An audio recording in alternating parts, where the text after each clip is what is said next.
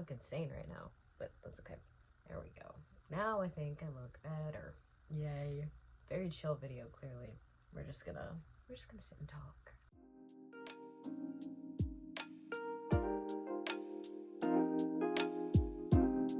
Hello everyone, welcome back to my booktube channel. Today's video is going to be my September wrap up. Now, when I'm filming this, it is currently September 28th, so obviously September's not over yet. Alas, the video's gotta get filmed at some point. The books that I end up finishing in September, if I do finish any other ones, will be included in October's wrap up. We're gonna talk about the books that I read in September. I read a total of, let's check my handy dandy notes app on my computer. 4 books total, which I think for me, considering the month I've had, is very good. I had started working again full-time, straight up full-time at the beginning of September, so my frequency with reading in terms of how many books I was reading and how fast I was getting through them plummeted. But it's fine because I still managed to read books and I'm very proud of myself for that. I just unfortunately did not read as many books as I would have wanted to. I also didn't really read anything from my TBR, to be honest. The books that I chose from my TBR jar for September was The Conditions of Will, Fourth Wing, Say You Swear, Her Soul to Take, Insatiable, and Power Play. I read 2 of those 6 books. I have reasonings for everything and I will get to them when I start explaining my books. Let me fix the angle a little bit so we're showing a little bit less door. There we go. Sorry about that. I think I explained this in my last video. I don't remember if I did, but I'm not doing a October TBR. I'm just going to kind of move the books from my September TBR into October because I still do want to read those books. I just got a little bit sidetracked with the books that I will be explaining in this video. So anyway, enough yapping. Let's crack open a little cold one. I finally got like the mini witch's brews and I love them because they're only 100 milligrams of caffeine. So on days that like I need a little extra kick, like I bring these to work with me when I work 9 to 6. But anyway, we're gonna have a little drinkity drink. Grab your drink, grab a snack. Let's talk about some books. So the first book I went into September reading, I'm pretty sure I started this book towards the end of August, was Power Play by Chelsea Goodfield. This is the second book in the DC Star series. I inhaled this series. Now, this is part of my explanation. I picked up Face Off in August. I loved it. I think I read like 2 other books after that, and then I picked Power Play for my September TBR from my TBR jar. You guys saw that? So I picked it up. This is the first book I picked up from my TBR. I rated this book 4.5 stars. I love this book so much. I rated it 4.5 stars. This book follows Piper and Liam. It's very Grumpy Sunshine. This book is so Grumpy Sunshine. Liam is the grumpy goalie for the DC Stars. He's very, very to himself, very like man of few words, just very grumpy in general. And Piper's so sunshine. She loves to talk to everybody. She's so sweet all of the time. Everybody loves her. Liam's been obsessed with her since they met. So he's always had a soft spot for her no matter what. And you see parts of him in Face Off, like taking care of her and things like that. But it's also like a teach me trope where she is newly divorced, Piper, but yet she had been with the same man for basically her entire life. So she is very inexperienced when it comes to certain things because she did not have the best marriage in the world. So she asks Liam to help her kind of become more experienced in bed for future relationships. When she gets back out there, when it comes to dating, she knows what she's doing. And of course she asks the most grumpy man, most to himself, quiet man on planet Earth, but she feels safe with him. And he's been obsessed with her for years, so of course he says yes. This book also has a little bit of a marriage trope kind of thrown in there, which I wasn't a crazy big fan of, which is why this book is 4.5 stars for me. I was absolutely loving this book. One thing about me is that I will choose a grumpy man over a golden retriever all day. I love a golden retriever, do not get me wrong, but I think there's just something about a grumpy man that I just love. So I honestly think this book would have been a 4.75 or even a 5-star if the marriage trope made a little bit more sense to me. Because it made no sense for the plot, but it made sense for the characters, if that makes any sense whatsoever. Piper is newly divorced, and she definitely wanted to take her time and like have experience with dating. So like obviously to combat that, there's the marriage trope. And then Liam very much like, as much as he was obsessed with Piper, he was also like equally, if not more, obsessed with hockey. He was like, hockey's my entire life. I don't ever want anything to come in the way of that. Like, you know, now he has a wife, so he has to focus on her. So it kind of made sense for the characters, but for the plot, it didn't really do anything for the plot because they were already like basically together the entire time. All the marriage plot did was add the wife trope to the book. Like, this book reminded me a little bit of Play Along by Liz Tomforty, but that book solely surrounded the marriage plot point because these were two characters that more likely than not never would have been together because Kennedy did not give Isaiah the time of day. But it was because that they got drunk in Vegas and got married that she had to give him the time of day because of that. They were already basically together, and then the marriage thing was thrown in on top of that, so it didn't really do anything for the plot. So I thought that that was like a little bit unnecessary. I'm a little torn between how I feel about the marriage plot, but I still absolutely loved the book. Piper is one of my favorite FMCs in the entire series so far. I'm absolutely in love with her. I love her so much. That's Power Play by Chelsea Gurto, the second book in the DC Stars series. 4.5 stars. Power Play, like I said, was on my TBR. I read Power Play, I finished it, and I was like, I'm not ready to leave this universe. I don't want to stop reading about these characters yet. So I immediately picked up Slapshot, which is the third book in the series, because like I said, I was not ready to part with these characters, and I didn't have to. Just because these books weren't on my TBR doesn't mean I couldn't read them. They were staring me in the face. So I was just like, okay, I'm gonna read Slapshot. And I also went into Slapshot thinking that it was gonna be my favorite, which is why I was more inclined to pick it up rather than picking up another book from my TBR. We picked up Slapshot by Chelsea Gurto. This is the third book, like I said, in the DC Stars series. I rated this book also 4.5 stars. So far, Face Off, Power Play, and Slapshot have been 4.5 stars for me. We'll see how the rest of the series progresses because Sinbin comes out in November. I'm so excited for Sinbin, you guys. I'm so excited for Sinbin. But I rated this book 4.5 stars. It follows Hudson and Madeline, and I went into this book thinking it was going to be 5 stars because when I was reading Face Off and Power Play, I was like, Hudson's going to be my favorite because I was so obsessed with him for the first like 2 books. He is the sweetest man. I wouldn't say he's a golden retriever. I would definitely say that like Maverick is more of a golden retriever. But Hudson's, he's just so sweet and thoughtful, so genuine. He's like a romantic. He's the type of person that like he wants a relationship. He wants to settle down. He wants to get married. That's the kind of life he wants for himself. So he doesn't date outside of that. Like he's a date to marry kind of man. So that's why I loved him so much because he was so like true to himself and like he did not kind of play into like the hockey guy lifestyle that all of his teammates were doing, like the sleeping around, the not wanting to settle down kind of thing. He was just like, that is not me. I will never be that type of person. And I loved that for him. That's why I thought he was going to be my favorite because he was also just so fucking sweet. He was so there for everybody on the team, but all of the stars are so there for each other that I just love this universe. I love this team so much. Hudson and Madeline. Madeline kind of finds herself in an unfortunate predicament. She is a... Oh my god, wait, I didn't even say what Piper does. She's the rinkside reporter for the Stars. I said Liam was the goalie, and then I said, like, Piper was Sunshine. Sorry. It's like a workplace kind of thing. She works for the Stars. She is, like I said, their rinkside reporter.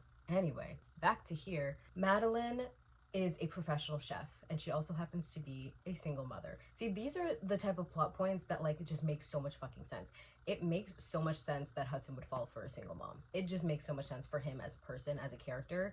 The fact that he was so into that kind of domesticated lifestyle, that's what he wanted for himself, that he would fall for a single mom. Like, it was just so, it just worked so perfectly. But anyway, she is a professional chef and a single mom, and unfortunately she loses her job, manages to become Hudson's private chef, because in the first two books you see him struggling to find a private chef. That's something that he wants and he can afford, so why the fuck not? Through Piper from Power Play, she's able to become his private chef. So her and her daughter move across the fucking country to live and work for this man. This man that they don't know. But you know what? It all ended up working out really well. Really well. I really wanted it to be 5 stars, but it just didn't give me that full 5-star feeling. At first, I thought it did. I'm pretty sure I went onto my TikTok saying like, I had just finished Slapshot, 5 stars, I'm so in love with it. But like, it wasn't. And not because it wasn't good, because 4.5 stars, that's still a great rating. This book was a slow burn. Not like the slowest of slow burns that I've ever read in my life, but like it's definitely more of a slow burn than the rest of the series. But for me, it didn't burn enough. Like I could feel the connection between the characters, don't get me wrong. Like I could definitely feel that they had chemistry, they were attracted to each other, they had a lot in common, they had a connection. So it just kind of felt like the slow burn was not unnecessary, but it kind of burned for too long. And there also wasn't enough like tension for me to like really be super invested in the slow burn itself. That, I don't know if all that makes sense, but it makes sense in my head. I love a slow burn, but it didn't burn for me. It didn't burn as much as I would have wanted it to. So that's why it's 4.5 stars. But I love Hudson. I love Madeline. I loved Madeline's little girl, Lucy. I loved every part of this book except for the slow burn part. That's Slapshot, 4.5 stars. It was still really good. I loved it. And then, of course, I couldn't just read the second and third book without picking up the last one. This is Hat Trick, the 4th book in the DC Stars series. The last book that is out, like I said, Sin Bin, which is the 5th book, comes out in November. I'm on the edge of my seat waiting for that book, even for just the cover. But this is Hat Trick. It's the only book I tabbed because this book was 5 stars. This book was 5 stars. I started this book and I immediately knew it was going to be 5 stars. That's the best kind of feeling. Like with Slapshot, I went into it thinking I was going to be 5 stars, but slowly started to like change my mind as I was reading it. This book, I thought it was going to be 5 stars going in, and I knew it was going to be 5 stars while I was reading it, and it was 5 stars when I finished. I love this book. I love this book so much. This book follows Riley and Lexi. Lexi is the head athletic trainer for the Stars, and Riley is he's a defenseman with Hudson.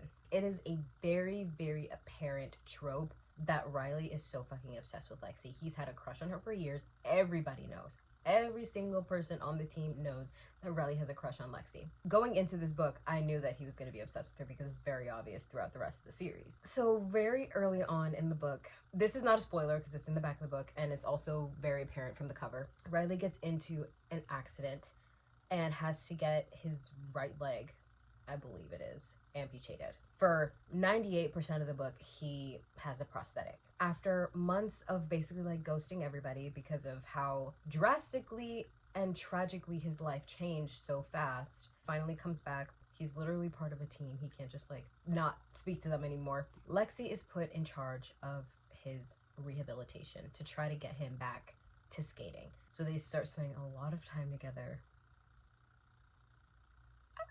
I love this book so much.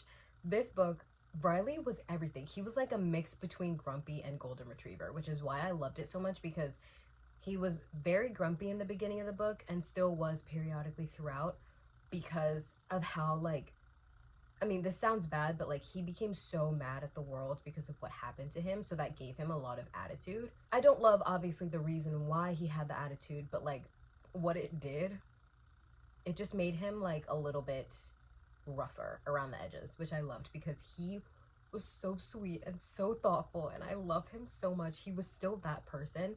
He was just a little bit more coarse now, which I loved. I loved his development throughout this book. I loved Lexi's development too. She, like the Spitfire, she was very feisty, but also very like sexually free. She was not afraid to like do what she wanted. But like just seeing her become so attached to Riley was so sweet. I loved it so much. Them together was everything. Them separately was everything. And like I just loved how much she did for him, she did not give up on him one bit. Even though he was struggling so much, she never once fucking gave up on him. I tabbed the living shit out of this book because I was just so in love with it. And Riley Mitchell he is a little fucking slut. It's always the quiet ones. That's all I'll say. Him and his slut. That's literally a line in the book. His slutty little fucking glasses. Oh my god. Hell yeah. He was so fucking cute. He was so cute and so sweet. Oh, I love him. She literally pulled strings to rent out all of fucking Coney Island so that he could ride roller coasters all day. You mentioned going on a roller coaster and screaming until your throat is sore. You rented out an entire amusement park for me. She was so fucking sweet for him. Oh my god. She had such a soft spot for him and then tried to deny that she had any sort of feelings for him. Like, bitch. She literally got him custom skates because he said that, like, he has to buy 2 different sizes of shoes because his prosthetic foot is smaller than his actual foot. She literally got him custom skates. One with his, like, left foot size and one with his prosthetic foot size. I love them. I love them. This book was 5 stars. No fucking regrets. So, after my little deviation from my TBR, I decided to go back. And I read Insatiable by Lee Rivers. I started my Edge of Darkness trilogy journey. I rated this book 4 stars. You will see me reading the Edge of Darkness trilogy in a vlog when that vlog will come. I don't know, I'm sorry. The vlog is basically either going to be a Edge of Darkness trilogy reading vlog or this video ends when I find a 5-star reading vlog. Obviously, I'm not just gonna read Insatiable and not finish the rest of the trilogy. So I read Insatiable, it wasn't 5 stars, so I moved on to Voracious. And that's currently what I'm reading. I'm currently reading Voracious. I'm almost 50% into it. If this book is 5 stars, then I will continue to read Restitution and Psychotic Obsession, and it'll just be an Edge of Darkness trilogy reading vlog. But if neither Voracious or Restitution or Psychotic Obsession for some reason are 5 stars, then the video is just going to keep continuing. You know what I mean? That makes sense, right? Anyway, Insatiable by Lee Rivers. This is the first book in the Edge of Darkness trilogy. And I can't tell you too much because it's a trilogy. So you have to read them in order. You have to read all of them in order to get the whole story. But this trilogy follows Cade and Stacy, and it is dark romance. It is dark romance. Let me just tell you, if you want kind of like a comparison for this trilogy, it is giving me a mix between Beautiful Fiend, The Cat and Mouse Duet, and Releasing 10. Cade gives me a mix between Caden King and Zayd Meadows, and Stacy gives me a mix between Lizzie Young from Releasing 10, strictly in like everything that Lizzie was going through, not necessarily personality-wise, but she gives me Billy Scott from Beautiful Fiend. This series is very heavy. It's dark, but it's also just like very, very, very heavy. So definitely search up your trigger warnings. Do not go into these books blind. I went into them blind, but only in the sense that I had no idea what the plot was. I knew what the triggers were, but in terms of the plot, I had no fucking clue. This series is best friend's brother, and it also gives me the slightest, like literally like 2 granules of salt of Magnolia Parks, strictly in the sense that like the 2 characters were together and then in present time they're not together anymore. And you find out why. You get all these background details and blah blah blah. Will they ever be together? You don't know because they're both going through so much individually, but they want to be together. You can tell that they've always been in love with each other, and yeah. This is very different plot-wise from Magnolia Parks, but it does give me, in terms of the relationship itself, it gives me a little bit of Magnolia and BJ.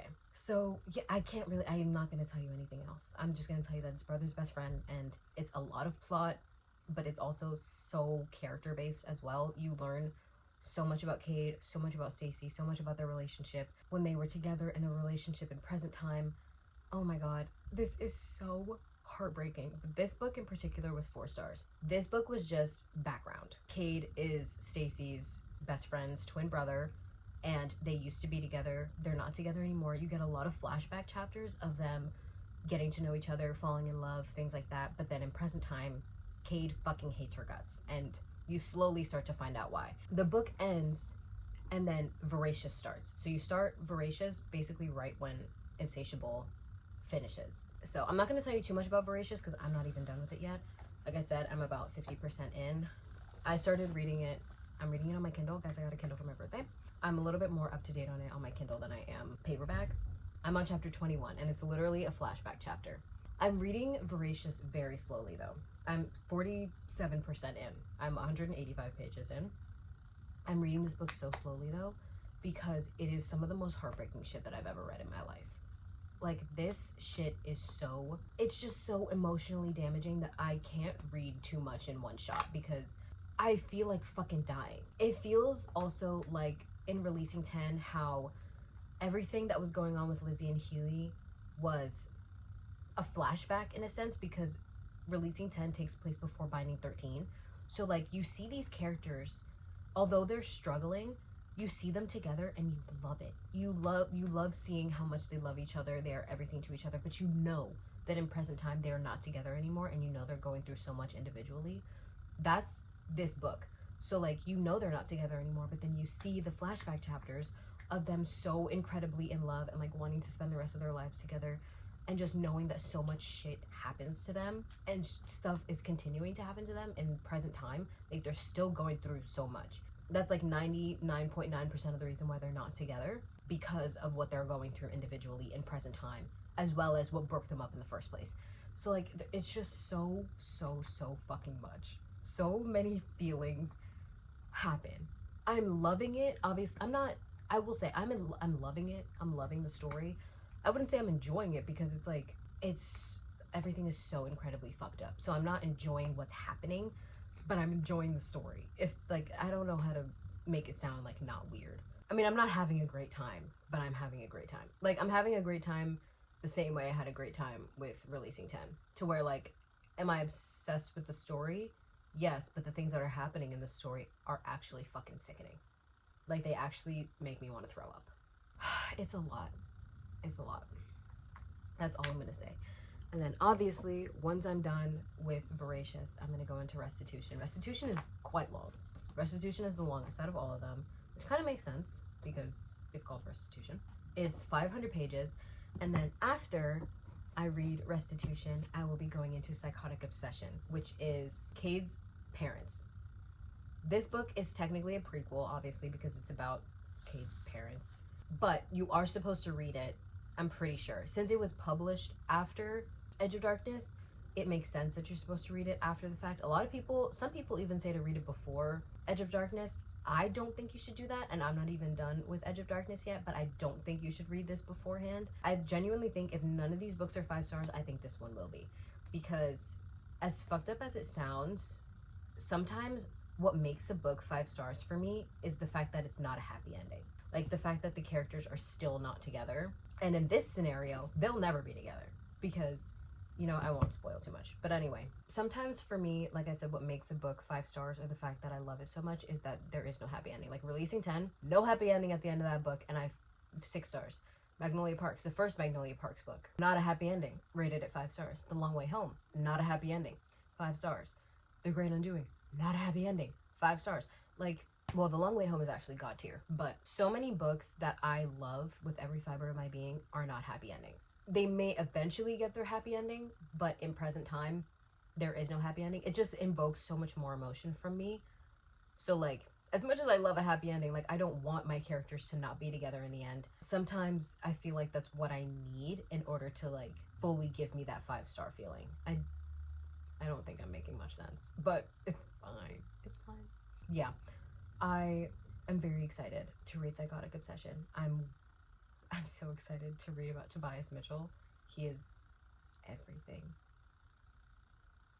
I just read the back of Psychotic Obsession. I shouldn't have done that. I don't like reading the back of books because it spoils too much. All I read is the trigger warnings, if there are any triggers, and that's it. That's all the books I read in September.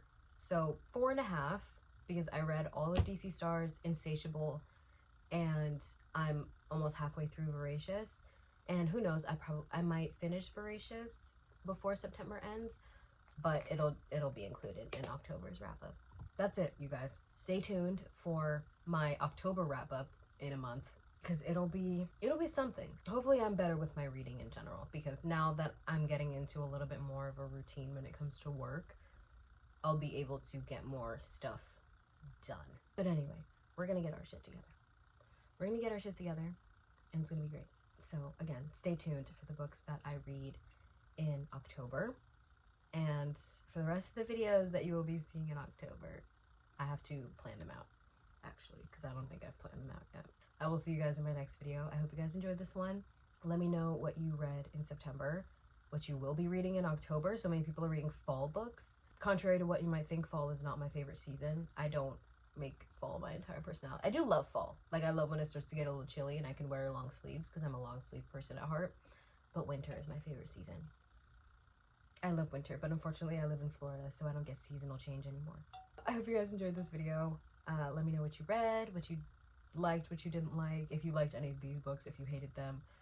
And I hope you have an amazing day, or night, or afternoon, or whatever time of day it is where you are. For me, it is 2:30 p.m. and I'm about to go get some lunch with my mom. That's why she came in here earlier, to ask me if I was going to be ready in time. I will be ready in time. I love you all so much.